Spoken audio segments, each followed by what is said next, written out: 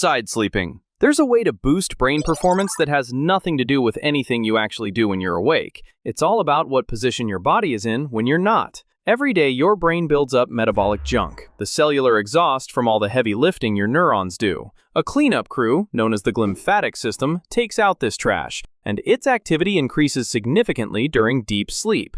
But here's the critical detail. The system's efficiency depends heavily on the position you sleep in. Research on animals using detailed MRI scans has shown that this brain-cleaning process is most efficient when they sleep on their side, compared to their back or stomach. While human data is still emerging, the theory suggests the side sleeping position, especially the right side, uses gravity to its advantage, allowing cerebrospinal fluid to more easily flush out toxins like the amyloid beta proteins linked to neurodegenerative disease. So the first cheat code is simple. To help your brain's nightly maintenance cycle, try sleeping on your side. It's an easy way to clean out your central nervous system while remaining entirely unconscious. High-intensity interval training. That burning sensation in your legs during a sprint isn't just muscle fatigue. It's a chemical trigger to grow new brain cells. High-intensity interval training, or HIIT workouts, push your muscles so hard they flood your system with lactate. Athletes long treated lactate as a useless, cramp-causing waste product. In reality, it travels directly across the blood-brain barrier and acts as a signaling molecule to trigger the release of brain-derived neurotrophic factor, or BDNF. Think of BDNF as biological fertilizer. It forces your brain to sprout new neurons and strengthen existing synapses, drastically improving your capacity to learn. To get this effect, a casual jog will not suffice. You have to reach anaerobic thresholds. Sprinting on a bike or running up a hill for 30 to 60 seconds, resting, and repeating until you question your life choices is what spikes lactate. No pain, no gain isn't just for your body, it's also true for your brain. Strength training. People spending 2 hours staring at themselves in the gym mirrors are also executing a highly advanced neurobiology protocol. While sprinting provides the fertilizer for new brain cells, lifting heavy weights provides the actual hardware. When you tear muscle fibers during resistance training, your liver releases a hormone called insulin-like growth factor 1. IGF-1 travels to the brain, where it actively stimulates the growth of new blood vessels and supports the survival of those freshly generated neurons from your cardio sessions. You can't rely on BDNF alone. You need the vascular infrastructure to keep those new cells fed with oxygen. To optimize this, engage in compound movements like deadlifts, squats, or heavy rows 2 to 3 times a week. The mechanical tension on your skeletal system is what releases the necessary hormones. That barbell does more than beef up your muscles, it builds a more robust vascular highway for your memories. Chewing. It sounds almost too simple to be a real biohack, but one of our most basic activities, chewing, is a direct way to mechanically pump more blood to your brain. The rhythmic contraction of your jaw muscles significantly increases cerebral blood flow. Studies demonstrate that sustained chewing can boost brain circulation by up to 40%, especially in critical areas such as the prefrontal cortex and hippocampus. Even stranger, the repetitive sensory input from your teeth triggers a theta rhythm in your brainwaves, an electrical state explicitly tied to memory formation and learning. So next time you're trying to learn something, try chewing gum. It's a ridiculously simple way to manually crank the irrigation system for your brain's memory center. Learning a new skill. The intense, frustrating feeling of learning a completely new physical task is actually the physical sensation of your brain expanding its own structural wiring. When you learn an entirely new, highly complex visual motor skill, you're not just getting better at hand-eye coordination, you're forcing your brain to increase its white matter. Diffusion MRI studies show that practicing a demanding skill, like juggling, playing a new instrument, or even learning to drive a stick shift, physically thickens the myelin insulation around your neural circuits. This insulation prevents electrical signal leakage, increasing transmission speed by up to 100 times across the entire brain, not just the motor cortex. The friction of failing and correcting is strictly required to trigger this structural change. If you only perform physical tasks you already know how to do, your internal wiring remains completely unchanged. Binaural Beats. Your brain is electric. It runs on different frequencies, or brainwaves. One of the most important is the gamma frequency, which hums along at around 40 Hz and is linked to peak focus, high-speed information processing, memory, and complex problem solving. You can manually force your neural networks into this rhythm using sound. But you can't just play a 40 Hz track, because a normal 40 Hz tone is a muddy, barely audible rumble.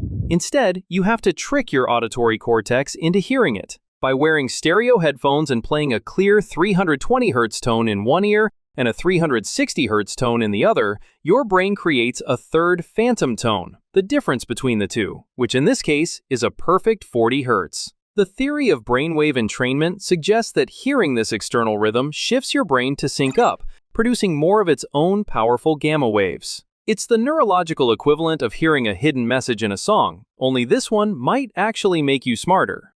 Intermittent fasting. Fasting is another powerful way to shift your brain's operating system. When you go without food for a period, your body switches from using glucose for fuel to burning fat, which produces something called ketones. Your brain can use ketones as a cleaner, more efficient fuel source. It's like switching your brain from regular unleaded to premium. This metabolic switch-up does a couple of amazing things. First, it boosts the production of BDNF, that brain fertilizer we talked about. Second, it kicks off autophagy, a process where your neurons clean house, recycling old, damaged parts to keep everything running smoothly. This combination of cleaner fuel and cellular spring cleaning can lead to profound improvements in brain power, sharpening cognitive performance, and making your brain more resilient to stress.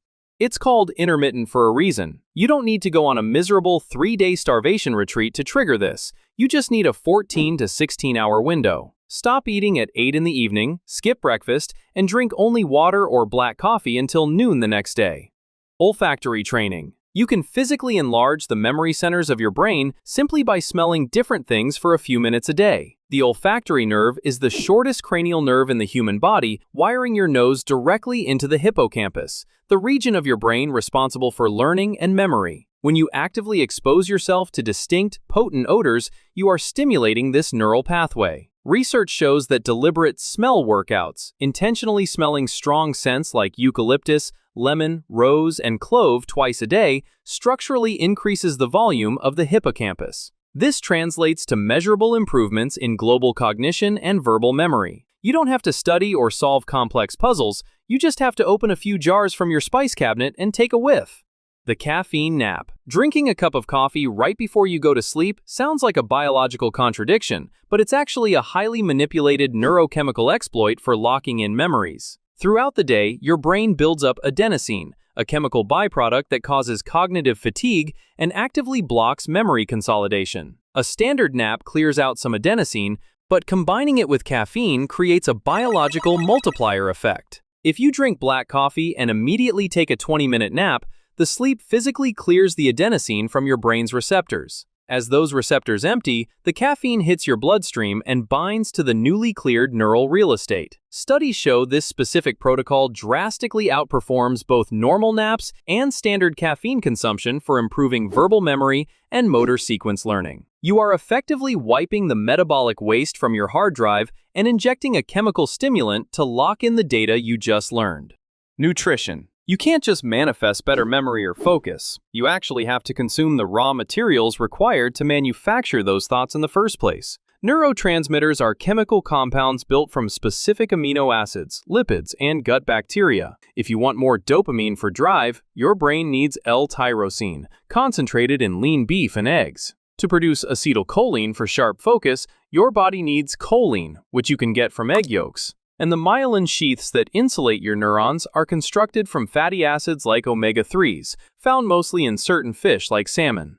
Beyond the nutrients you absorb, the bacteria in your gut manufacture neurotransmitters like GABA and serotonin. Eating fermented foods like kimchi or sauerkraut breeds the exact bacteria that send these chemicals up the vagus nerve to your brain. The importance of nutrition when it comes to brain function cannot be overstated. Expecting genius-level thinking while running your neurology on a diet of stale donuts and energy drinks is a biological impossibility.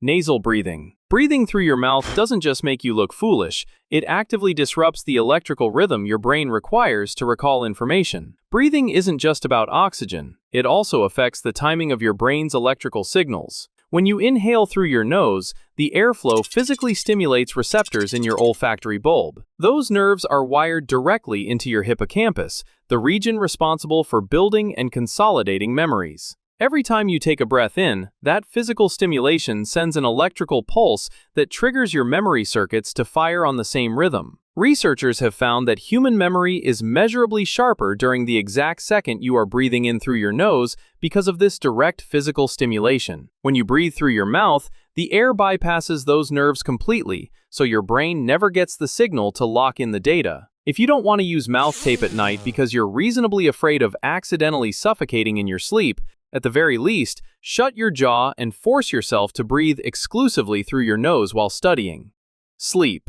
Going to bed 3 hours late doesn't just make you tired, it specifically deletes all the physical skills and hard facts you tried to learn the day before. Sleep operates as a highly structured biological process. During the first half of the night, your brain prioritizes deep, slow-wave sleep, which encodes facts and information. In the hours before dawn, you transition into rapid eye movement, or REM sleep, which hardwires motor skills and emotional regulation. Cut your night short on either end and you systematically erase your progress. Beyond the timing, the noise in your sleep environment directly affects the quality of this consolidation. While people love pink noise or white noise machines, studies show that total silence, using earplugs to block all ambient sound, results in significantly better memory retention than playing constant audio. Blasting a 10-hour loop of a gentle thunderstorm might feel relaxing, but it actively competes with the brain circuits trying to remember what you learned. You don't always need expensive supplements to boost your brain power. The brain is complicated enough that sometimes the answer lies hidden in something so simple you never even thought to consider it.